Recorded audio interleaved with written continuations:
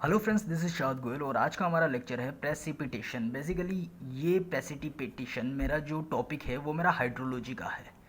तो हाइड्रोलॉजी के अंदर का एक टॉपिक है प्रेसिपिटेशन, जिससे मैक्सिमम क्वेश्चन कंपटीशन एग्जाम में आते हैं। बेसिकली अगर मैं सिंपल वे में बताना चाहूँ तो ये प्रेसिपिटेशन होता क्या है? Falling of moisture on a earth surface in any form it is known as a precipitation. मतलब फॉलिंग हो रहा है, किसका हो रहा है? मॉइस्चर का। मॉइस्चर यानी कि मैं वाटर कह सकता हूँ। मॉइस्चर का मेरा क्या हो रहा है? फॉलिंग हो रहा है। किस पे हो रहा है? अर्थ सरफेस के ऊपर। तो उसको मैंने क्या नाम दिया है? प्रेसिपिटेशन। मैंने उसको क्या दे दिया है? नाम दे दिया है। अब किसी के मन में एक क्वेश्चन आया कि आपने कहा पानी का जमीन पे आना, अर्थ पे आना, उसको आपने नाम दिया है सर प्रेसिपिटेशन। तो फिर रेनफॉल क्या है? आप ये बताओ रेनफॉल क्या है? तो आप रेनफॉल को क्या कहोगे? रेनफॉल मेरी एक फॉर्म है प्रेसिपिटेशन की। रेनफॉल मेरी क्या है? एक फॉर्म है। कि आपने पूछा कि जो आपका प्रेसिपिटेशन हो रहा है, पानी आपका अर्थ सरफेस के ऊपर आ रहा है, वो आपका किस फॉर्मेट में आ रहा है? मतलब फॉर्म क्या है? कभी वो बारिश की फॉर्मेट में आ सकता है, कभी वो बर्फबारी की फॉर्मेट में आ सकता है, कभी आपने देखा होगा ओले भी तो गिरते हैं। तो ये अलग अलग फॉर्मेट्स के अंदर मेरा पानी अर्थ सरफेस पे आ रहा है। तो ये जितने जो रेनफॉल है ना, रेनफॉल प्रेसिपिटेशन नहीं है, rainfall is a form of precipitation. Rainfall एक तरह की मेरा फॉर्मेट है वाटर का अर्थ सरफेस पे आने का। जो मेरा एक फॉर्म है उसको मैं नाम देता हूँ रेनफॉल। बाकी जो आ रहा है, जो मेन जो प्रोसेस है, वो मेरा होगा प्रेसिपिटेशन। सबसे बड़ा डिफरेंस यही क्रिएट होता है। मैक्सिमम स्टूडेंट कंफ्यूज हो जाते हैं रेनफॉल एंड प्रेसिपिटेशन में। तो आज हमारा ये कंफ्यूजन होता है दूर। Now moving on next. अब मेरी बात आती है, रेनफॉल की बात आती है। हाँ, इसकी एक डेफिनेशन लिख लो आप। इसकी आप डेफिनेशन बना सकते हो, falling of moisture from atmosphere, falling of moisture from atmosphere on earth's surface in various form known as precipitation। तो ये आप डेफिनेशन भी लिख सकते हो। मैक्सिमम इसके ऊपर भी एमसीक्यूज में क्वेश्चन बन जाते हैं। अगर आप कोई कन्वेंशनल पेपर दे रहे हो तब भी आपके लिए ये डेफिनेशन काफ़ी हद तक बेनिफिशियल रहेगी। अब मैं बात करता हूँ फर्स्ट फॉर्म की। फर्स्ट फॉर्म मेरी क्या होती है? रेनफॉल।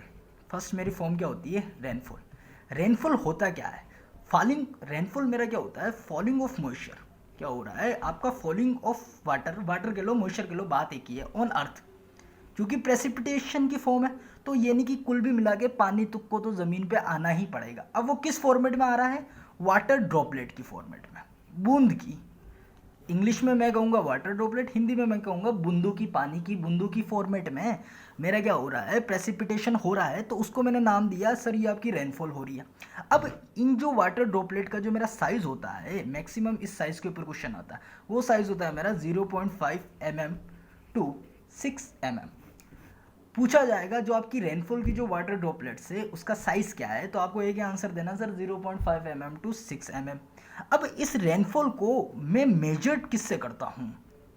जो इसकी जो यूनिट होती है वो हमेशा आपने कहीं सुना होगा, इंटेंसिटी ऑफ रेनफॉल कितनी है। आपके यहाँ पे बारिश हुई है, उसकी इंटेंसिटी कितनी है?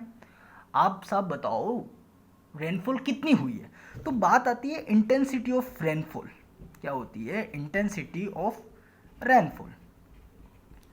इंटेंसिटी ऑफ रेनफॉल मेरा होता है mm पर आवर। यानी कि मैं अगर आपको सिंपल वे में समझाऊं, आपने एक मग्गा लिया या ग्लास लिया, आपके घर के बाहर बारिश हो रही है, आप उसे लेके छत पे चले गए।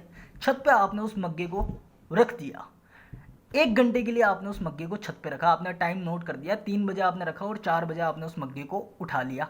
फिर आपने जब उसको नीचे लेके आए तो आपने देखा कि 1 घंटे में जो मग्गा जो आपका भरा हुआ था वो किस डेप्थ तक भरा हुआ था? वो आपके 5 सेंटीमीटर की डेप्थ तक इसके अंदर मग्गे में क्या भरा गया था? पानी भरा गया था। किस सेंटीमीटर तक? तो आप इस जो रेनफॉल की इंटेंसिटी लिखोगे, आप कैसे लिख सकते हो? 5 सेंटीमीटर पर आवर। यानी कि 1 घंटे में जो मेरी बारिश हुई है कितनी डेप्थ की हुई है? 5 सेंटीमीटर। तो ये जो मेरी यूनिट होती है सेंटीमीटर पर आवर, इसी को मैं कहता हूँ intensity of rainfall. So we share next page. तो हमने बात की इंटेंसिटी ऑफ रेनफॉल। तो इंटेंसिटी ऑफ रेनफॉल की अपन डेफिनेशन लिख लेते हैं, क्योंकि अंग्रेजी डेफिनेशन भी आना ज़रूरी होता है, क्योंकि एमसीक्यूज में वैसे क्वेश्चन बनता है। तो मैं आपको सिंपल बता रहा हूँ, depth of water per unit of time, यानी कि पर यूनिट ऑफ टाइम में आपका कितना डेप्थ ऑफ वाटर जमा हुआ है। यानी कि ये मेरा बक्सा था, मैंने 1 घंटे के लिए रखा, इस डेप्थ तक मेरा क्या हो गया, पानी इसके अंदर ग्लास में जमा हो गया, यानी कि 5 सेंटीमीटर पानी मेरा जमा हुआ 1 आवर में। तो जो इंटेंसिटी होगी जिसको मैं आई से डिनोट करता हूँ वो मेरी क्या होगी, 5 सेंटीमीटर पर आवर। तो इंटेंसिटी का कंसेप्ट आपको समझ में आ गया होगा। इसी इंटेंसिटी के बेसिस पे हमने क्या किया, रेनफॉल को डिवाइड किया है। रेनफॉल को मैं डिवाइड करता हूँ on the basis of intensity. 3 category में मैंने बांटा है रेनफॉल को। कभी आपने सुना होगा यार लाइट रेनफॉल हुई है और यार बहुत हैवी रेनफॉल हुई है, ठीक है मॉडरेट ही थी। तो ये 3 कैटेगरी होती है, एक तो मेरी होती है लाइट रेनफॉल, एक मेरी होती है मॉडरेट रेनफॉल और एक मेरी होती है हैवी, ठीक है। अगर मेरा इंटेंसिटी 0 से 2.5 mm पर आवर की है तो मैं उसको कहूँगा आपकी ये लाइट रेनफॉल है। अगर 2.5 mm पर आवर से 7.5 mm पर आवर की इंटेंसिटी है तो मैं कहूँगा मॉडरेट है। और हेवी के लिए अगर 7.5 mm पर आवर की इंटेंसिटी से अगर आपकी रेनफॉल ज़्यादा है तो आप कहोगे साहब ये हैवी रेनफॉल है। तो आज अपन ने क्या पढ़ा, बेसिकली एक क्विक रिवीजन अपन कर लेते हैं। आज अपन ने पढ़ा प्रेसिपिटेशन के बारे में, पढ़ा क्या होता है पानी का अर्थ सरफेस पे आना।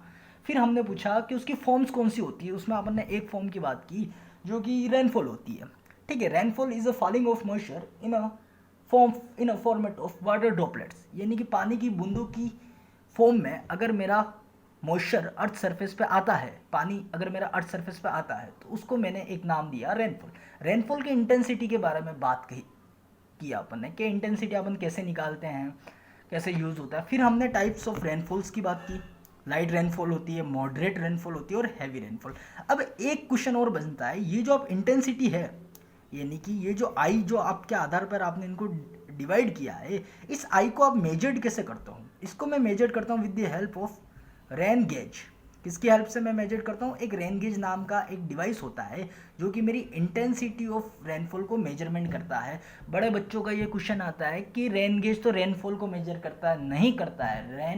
Rain gauge intensity of rainfall को मेजर करता है, क्योंकि रेनफॉल को आप कैसे मेजर कर लोगे भाई, आपको उस रेनफॉल की इंटेंसिटी ही तो मेजर करनी पड़ेगी। तो एक बार एक क्वेश्चन भी आया था जिसके अंदर ऑप्शन में रेनफॉल था, इंटेंसिटी ऑफ रेनफॉल था और 2-4 टर्म्स टेम्परेचर भी था, ऐसे 4 टर्म्स एक्स्ट्रा थे। तो 90% बच्चों ने रेनफॉल पे टिक किया कि सर रेनफॉल को मेजर करने के लिए रेन गेज आता है। अरे नहीं बाबा, रेनफॉल को क्या मेजर कर लोगे तुमको मेजर करना है इंटेंसिटी ऑफ रेनफॉल कि कितना mm पर आवर, कितना mm पर सेकेंड, कितना mm की डेप्थ किसी टाइम के करस्पॉन्डिंग हुई है, उसको अपन इंटेंसिटी ऑफ रेनफॉल कहते हैं और ये मेजर होता है रेन गेज की हेल्प से। तो आज आपके काफ़ी डाउट क्लियर हुए होंगे प्रेसिपिटेशन की। तो हमारा चैनल का जो समझाने का तरीका है काफ़ी यूनिक है और हम देसी तरीके में समझाते हैं। तो ऐसे ही हमारी एक एक करके नई नई सीरीज़ मैं अपलोड करता रहूँगा और I hope you will understand very well and thank you so much for watching this letter. Bye bye.